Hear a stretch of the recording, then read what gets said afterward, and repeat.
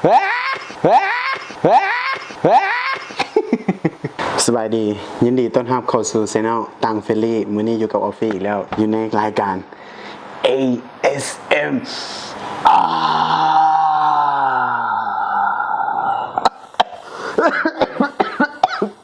มื้อนี้ก็สิมากินตำข้าวเปียกขอพระธาตุนะอยากได้พระธาตุ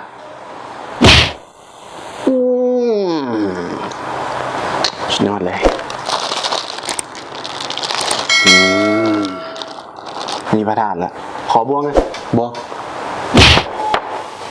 โอ้โหสุดยอดไม่ถูกเลยเด้อโอ้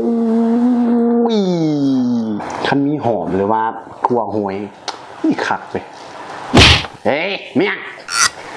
ยังอยากได้หมกทั่วหรือว่าหอมบัวคอเลยโอ้ยถ้าจีหัวจังเดี๋ยวมันให้มันเท่ๆตั้งหัวจังเดี๋ยวมันจะจีเท่ต้องหอยจังสิเบิ้งใช่เบิ้งตั้งหัวจังเดี๋ยวจังจีเท่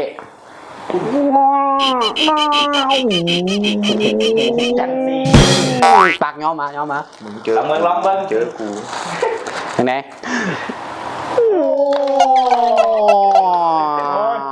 เพื่อนเป็นละฮะปุ๊บดูโอ้เค็มแน่นอนโอ้ยโอเคละเริ่มกันเลยอ้าวซื้อท่านไหนฮันไอบัตบัดดี้บาเบียนามสกุลเราเนี่ยบาเบียก็เรียกว่านามสกุลเติมเงินแฮ่ดูว่าห้ามเพิ่นกะมีเครื่องครบทุกอันแหละปลาหมึกก็ให้นะอันนี้แม่งตำข้าวปุ้นเหรอข้าวเปียกตำข้าวเปียกอันปลาเมียเพราะว่าฮันไอบัดดี้ฮะอยู่เกาเลี้ยวปอมเก้าเหรอใกล้ๆวัดวัดโนนสว่างวัดเกาเลี้ยวนะมีวะข้างวัดมีข้างหลังสีขาว2ชั้นเดียวหลังสีเขียวสีขาววิงานมีประตูเล็กไม่กินโอ้ย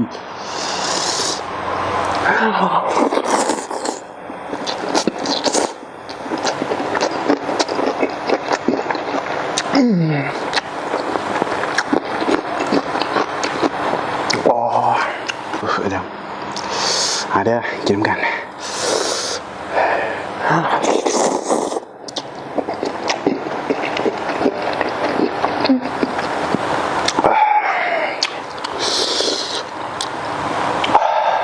คำสวิตผ่านไปโอเคยอดเดี๋ยวขอใช้บวงเด้อ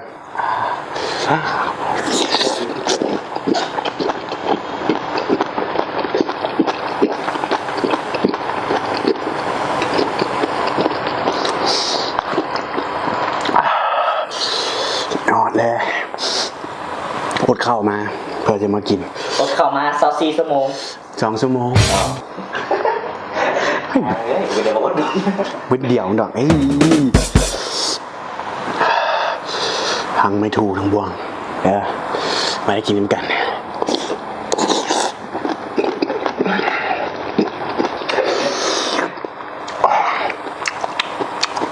คำที่3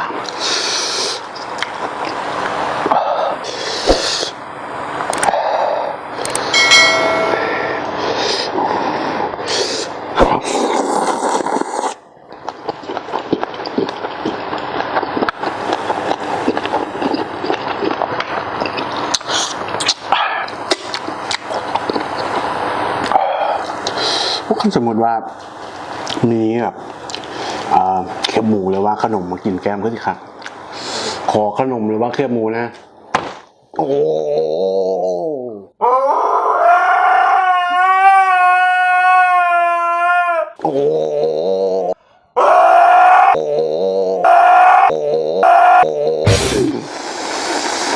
ได้ตั้งใจเว้ยขออันนี้ได้เดี๋ยวมันขอได้หลายอย่างแล้วขอปิ้งไก่ขอปิ้งไก่เหมือ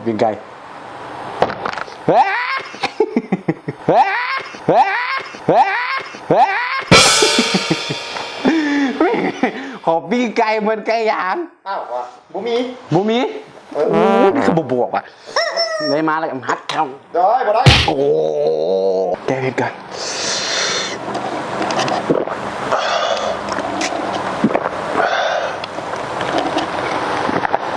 น้ำกระเจี๊ยบแก้เผ็ดได้ดีอยากบอกอยู่ว่าซื้อห้านแดดระบบจ่ายแต่ระบบสปอนเซอร์ เอาคือว่าไอ้บัตร เพราะว่าอันนี้ไอ้บัส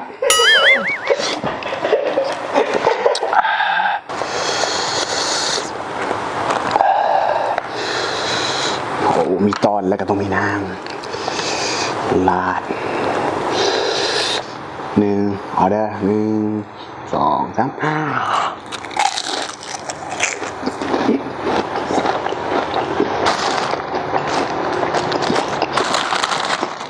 กดไล่เลยว่ะกดไล่เลย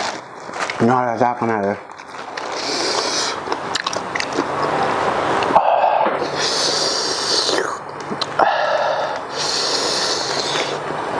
เอาเนาะอีกคำโอ้ยสุขภาพต้องมาเล่นใส่น้ำ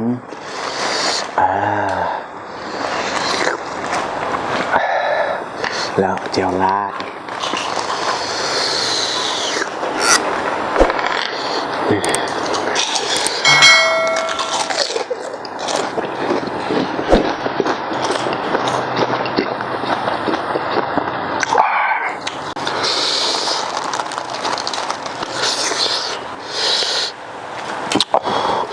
โอ้โหหายหอน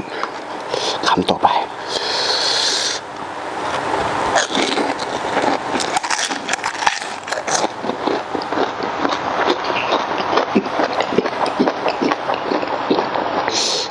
แกเผ็ดก่อน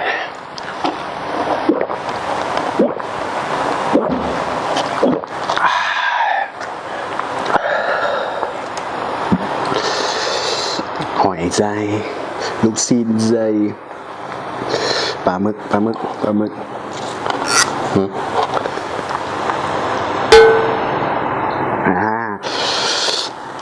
แล้วตัดเลยลุย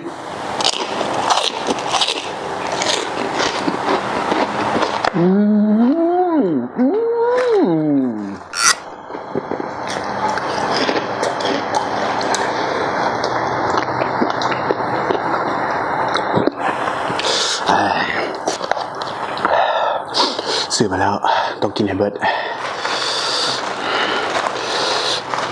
เฮ้ย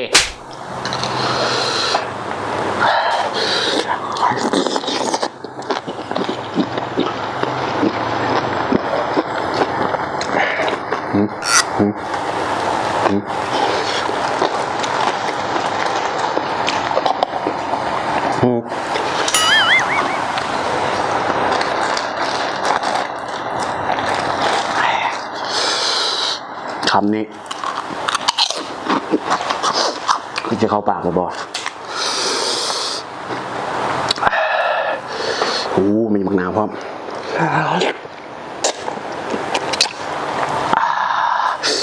ได้ใจโอ้จัดมาตอนแล้วน้ำลาด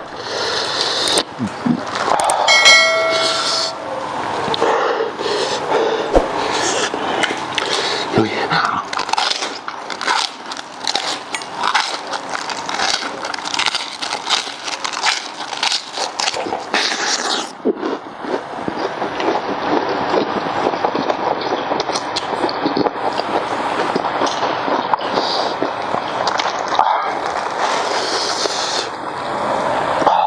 รถเข้าแจ็คสมองกับ 2 ชั่วโมง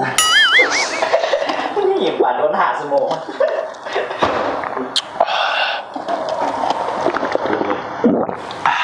ไปโต๊ดไปโต๊ด กืนน้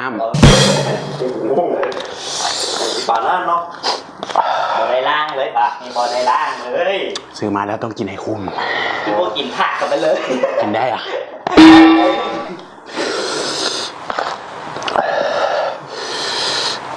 ให้เบิร์ด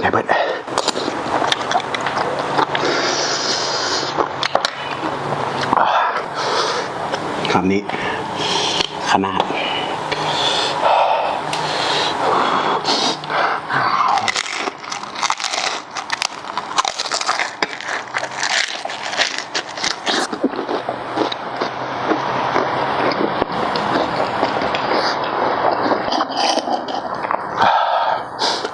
กันไปแล้วกับการกินทางพ่อเปียกอย่าลืมกดไลค์กดแชร์กด Subscribe กดติดตามกดกระดิ่งกดโพสต์เพื่อเป็นกำลังใจในการเฮ็ดคลิปต่อไป